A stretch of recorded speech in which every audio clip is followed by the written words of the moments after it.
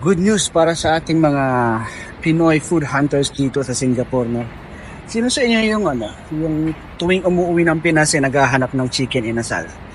Ako kasi lagi kong kinikrave yun eh. Tuwing umuwi ako, hindi talaga pwedeng hindi ako dumaan sa Mang Inasal o kumain ng chicken inasal.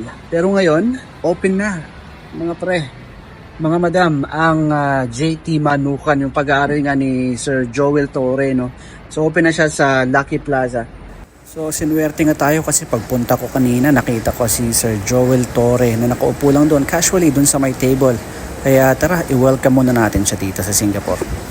Hello sir, welcome po to Singapore. Thank you. Congratulations. Salamat.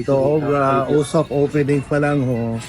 Kaya nga marami na pong mga tao dito kasi sarado na rin po yung isang puno. Oo nga, oo. Pero andok siya ata babalik eh. Oh, okay lang. Iba naman yun, no? At least maganda may kakompetente din dun sa Basta may daming tao Sir, thank you. Welcome to Singapore.